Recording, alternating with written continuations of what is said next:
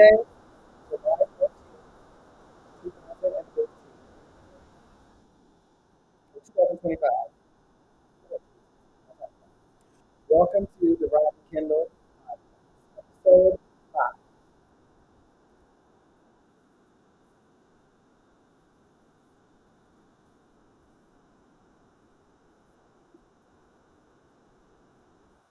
All right, let's jump into it and let's get started, folks. We are actually, for the first time ever, live streaming the Rodney Kendall podcast on Instagram. So say hello, Instagram Live. Hey, everybody. How y'all doing? Please like and share. Please comment. Let us know your thoughts. This is the first time that we are cross promoting the podcast on two platforms. We normally exclusively post on Substack, and then we don't ever do a live episode. So this is an opportunity for folks to ask questions in real time, and really to be a part of this conversation, which was always the goal with the Rodney Hilda podcast. So come on in, come on in, come on in. Welcome home, family. Today's topic is do something. When hope feels fragile and the world is on fire. Whew, that's a heavy topic, y'all. And I wanted to come on today. I know it's been a while since our last episode, and a lot has happened since uh, that last episode. Some good, some bad. Maybe let's start with the good. Well, the good, I'm officially the Democratic nominee for the Virginia House of Delegates in District 90. So I'm really excited about that. Woo! That's great. The bad. Well, we know that things have been happening around the world and in this country that are not good. So we're currently, reeling from the passage of the big ugly bill, which is going to have devastating impacts on our healthcare system, particularly those who are on Medicaid. It's also going to take food out of the mouths of hungry children around the country. And so we are very concerned about that law and actively seeking out ways to resist. Um, there was quite a bit of activity happening in the month of June. We had ice raids around the country, no Day protest, Pride, Juneteenth, and also there was an attack in Iran. So yeah, there's been a lot going on in the past month, and really the past 6 months. And so me, like many of you, I've been feeling overwhelmed and you know concerned and unsure of how to really uh, exist in this moment. Because I think this moment really calls for us to do some radical um, radical resting and radical reflection and radical restoration and radical healing for the fights that are coming. And so I've been doing some of that. I had the opportunity to march in the 4th of July parade in South Norfolk, which was really fun, and spend some time with my family and friends over the holiday. And so I'm actually gearing up for my family reunion this weekend in Newport News. So I'm looking forward to spending some time with family and really, having some tough conversations about the road ahead to November. But I did want to share some things with you all today. Um, in this moment to encourage you, to motivate you, and to hopefully inspire you. I really want to think about the importance of rest on your spirit, especially when it feels like your spirit is on fire. Hey, what's up? We got Joshua and Rich Boy watching us on Instagram Live. What's up? This is the Rodney Kendell podcast. We are backstage. You were backstage. This is episode 5. And we're talking about, the anxiety in the air. I was feeling it was recently a new moon, and I was feeling a lot of anxiety and a lot of tension in my body, and all of the things, as an empath, I've been feeling. Excuse me. And also the spiritual weight of knowing that I was born for this. And so my message is that we were born for this. This moment was not by mistake or coincidence. We were born for this moment, and it requires something of us all that we have never truly had to give. And so with that, I want to share a clip from someone who I think is very special. Former Georgia State Rep Stacey Abrams is the host of Assembly Required podcast, and she talks to Anthony Anderson, the guest host, about serving as minority leader. Her video with the 10 steps to autocracy going viral now, and also how Trump is pushing our country into authoritarianism and what we can all do to fight against it. She also talks about what it's like being a Black woman in politics and getting nominated for an Emmy for her role in Blackish. And last but not least, she talks about her new book, Coded Justice. Take a listen.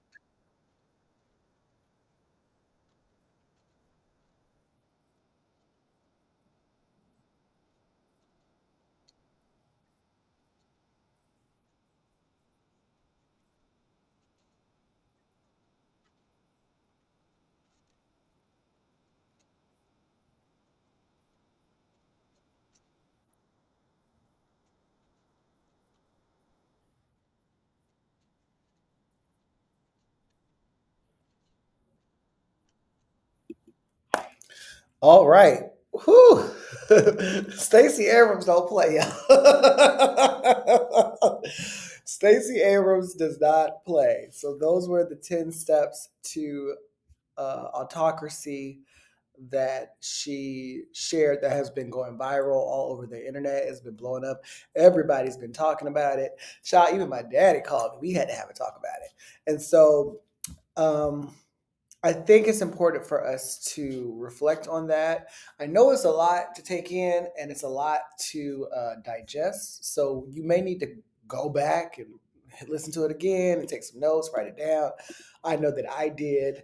But one of the things I wanted to share from, from those reflections and my reaction to those reflections, one of the things I love about Stacy is her ability to make hard, concepts digestible. And so I think that, you know, we have to recognize the moment that we're in, and we didn't get here overnight. And we have to wake up and recognize that we still have control. We still have power to change things. If we concede prematurely, then we will give up our power. And so that's one of the things that I think I'm taking away from those 10 steps. We can fight back. We can fight against what's going on. We can rise to meet this moment. And so, many of you know, I worked for Stacy back in 2018 in Albany, Georgia. And, you know, for many folks that we were organizing, they had never met a Democratic organizer. They didn't even know that there was a Democratic Party um, presence in their counties. And so that is one of the reasons why I think it is so important that we mobilize, organize, and continue to be vocal and outspoken. I've been so pleased with the protest happening and the town halls across the nation. I think that is really important because elected officials need to feel that pressure. They need to feel like people are paying attention and that they have something to be accountable to. And so I've been really excited about that. And I've also been really obviously excited to see so many young people like myself signing up to run for something. And so I think it would be easy to check out right now, to scroll, to numb, to pretend that this fire alarm that's going off isn't real, but it is. Okay. And so I was never built for checking out. And so neither were you. And we all have a responsibility to move from doom to direction. And so that's why I want to talk a little bit about or preview something that I'm calling the Southern Strategy Remix 2.0. And basically, it's about taking back the South. And what I mean by that is for so long, the Democratic Party has written off the South as unwinnable and really kind of focused on a few key battleground states to invest in and to organize in year round. My proposal, my challenge is let's change that. Let's go everywhere. Let's organize everywhere. Let's run everywhere. And let's not cede one vote, one precinct, and one county to the other side. Because I have a feeling that the folks who may have voted for this current administration may be having buyer's remorse right about now. And so that's why I'm running in a district that's currently represented by a Republican, because I feel that we have a responsibility to not be afraid to have difficult conversations. And so I'm in conversation with elected officials and candidates across the South. We're going to be building a coalition and ultimately a movement to elect a new generation of leaders, diverse leaders, young leaders across the South in key positions at the local, state, and federal level to take back power from the other side. And so I will say more about this later, but I did want to just kind of briefly preview that for folks. It's also connected to the podcast. We're going to be going on tour and meeting with leaders across the country, in the battleground states as well as in the South, doing the podcast, having live tapings and things like that. So that's more to come in the future. But one of the things I want to say is that all of this was born out of stillness. I had to isolate myself for quite some time to really get clarity about the vision that I had and what it was I wanted to accomplish with this podcast, what it was I wanted to accomplish with my political consulting work, and ultimately why I felt it was important for me to run for office myself in this moment. Hope isn't a feeling, okay? Hope is not a feeling. It is a discipline. It requires rigor. It requires consistency. It requires practice. But most importantly, it requires doing something. Even just one thing could be so revolutionary right now. And so I wanted to come on and be strong, but not long, because y'all know I like to get in and out in 20 minutes. But I think, when we think about the state of the nation, and I'm praying for all of our neighbors and friends in Texas who are experiencing devastating, flooding. Many have lost lives and family members. It's important to not go, full Armageddon yet, y'all. Okay. We know what's at stake. We know that there's a lot of harm being done, but we also know that we can do something. We can, like myself, run for something. We can organize. We can protect one another. We can be kind to one another because now more than ever, that matters. And so, yes, you don't have to do everything, chap. Nobody is asking you to be Dr. Martin Luther King and lead the March on Washington tomorrow, okay? You don't got to do that. I might end up doing that, but you don't have to do that, okay? But you do have to do something. And one of those things is you got to register to vote. Okay. I know that a lot has been said about this past election. And I know in my district, for example, in House District 90, there were 20,000 people that didn't even show up. They registered to vote, but didn't even vote. So you got to register to vote and you got to vote in every election. Okay.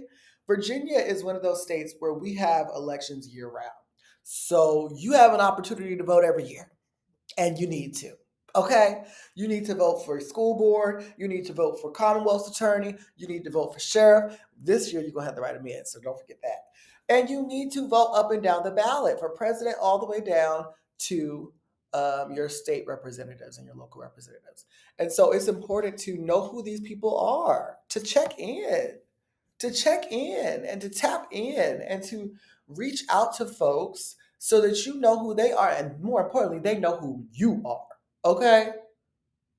And so, no, you don't have to do everything, but you do got to do something. And so for me, it's this campaign, it's my Southern Strategy Pilot Project, and it's this mic. Okay. All right. So I want you to stay encouraged, beloveds. Stay encouraged because things are happening. Some things are seen and some things are unseen. But in this moment, we can all do something. We can all be kind to one another. We can all encourage one another. We can all check in on one another. We can fellowship and convene and share meals with one another. Those are things that mean more than you know. And so, in this crazy time here in the Commonwealth of Virginia of elections, I'm going to be going to everybody's barbecue, cookout, fish fry, and, say, oh, child, I'm tired already just thinking about it. But, smile, say hello. I am very approachable. I am going to make it a mission of mine to travel to every precinct in my district multiple times. I've set an ambitious goal to knock on 150,000 doors and to raise $150,000 by the end of this election cycle. And I need your help. So if you are willing and able, please do a favor and go to www.rodney the number 4 virginia.com and make a donation. $5, $10, $25, whatever you can spare, make it recurring. So that's every month from now until November, so we can get through this election cycle. We got to print signs, y'all. We got to print flyers. We got to print door knockers. We got to hire organizers. We got to run ads on the radio, online. I would like to do one on the television if we can get the budget together, child. And so we need your support. Okay, so if you can go to www.rodneyforvirginia.com, we would be so greatly appreciative of that. We are building a dynamic volunteer team here in House District 9. And for those who don't know, that's Great Bridge, Greenbrier, and Hickory. And so it's Southern Chesapeake, and it's a beautiful community, and we need better representation. I'm running so that we have a fighter in Richmond who's going to fight for our values, our families, and our futures. And that means investing in healthcare, expanding access to healthcare, investing in education, and investing in economic opportunity for everybody, bringing down the cost of living and the cost of thriving. And so, if that resonates with you, then please join us. We need your prayers, we need your support, we need you to knock on doors, we need you to make some phone calls. This is going to be a people powered campaign, you guys. And so the difference between victory and defeat is going to be where our feet and our love meet. Okay. So I need y'all to come out. And I do want to just quickly say some quick announcements. There will be a campaign kickoff happening, I believe, at the end of the month. A date has not been set just yet. But once a date is set, I will come back on here and let you all know. Um, Another thing I wanted to just also mention, Team Rodney will be out at the Chesapeake Democratic Women's Crab Fest, which is a really amazing event coming up on August 2nd. And that's going to be at the Zuleika Court Building. Another announcement that I wanted to share real quick before I get off of here. So next weekend, we will be going to, where are we going? We're going up to Northern Virginia for the Virginia Democratic Caucus and House Win Virginia training for all of the 100 delegates running, essentially, candidates running for delegate. And I believe that includes those that are currently incumbents as well as those who are challenging the incumbents Republican. So I'm excited for that.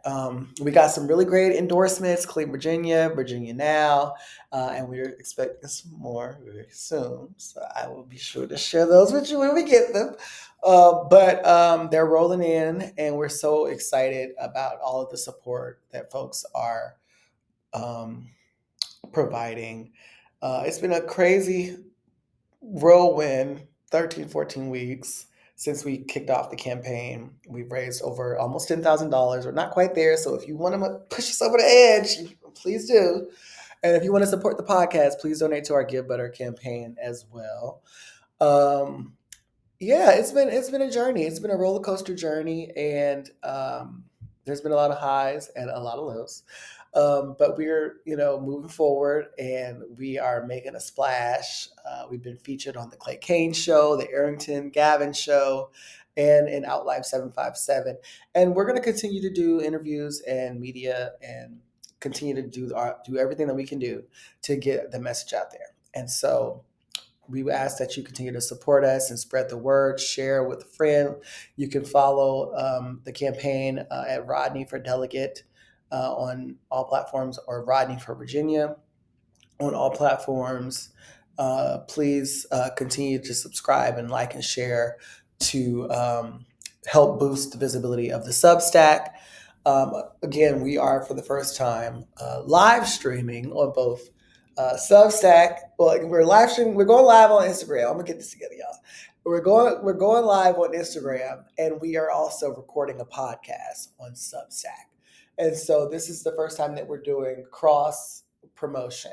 And so we're going to be testing that out to see how that works, and using this as a platform to provide updates. as well, on the campaign. So we're moving. We're cooking with hot grease, as the folks like to say, and we're excited. We have some new partnerships coming along in the community. I also want to put out a plug for BIPOC Pride, which is a project that we are supporting with Thriving Trans Men of Color, and that's going to be in Virginia Beach in September, the week after Labor Day. And so we do ask that folks come out and support that. It's going to be, I believe, the 12th through the 14th.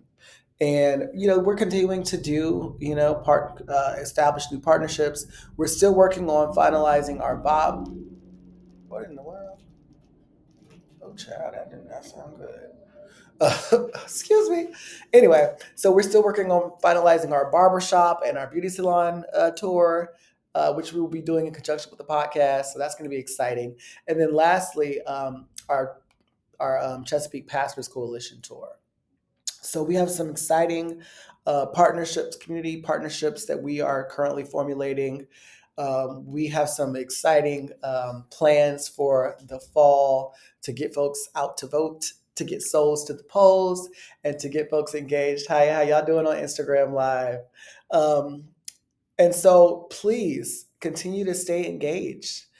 Send us your suggestions on show topics, guests that you would like me to sit down with. I have a few lined up for this first season that I think you all will really enjoy.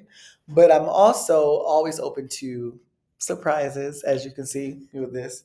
And so we are going to be doing more live tapings throughout the community here in Chesapeake to engage the community.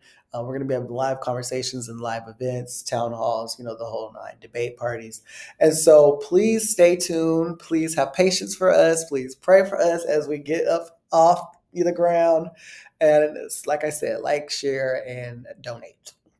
Thank you. Okay, well, that's all I have. I don't have anything else, y'all. Y'all got anything else? I don't have anything else. That's all I got, y'all.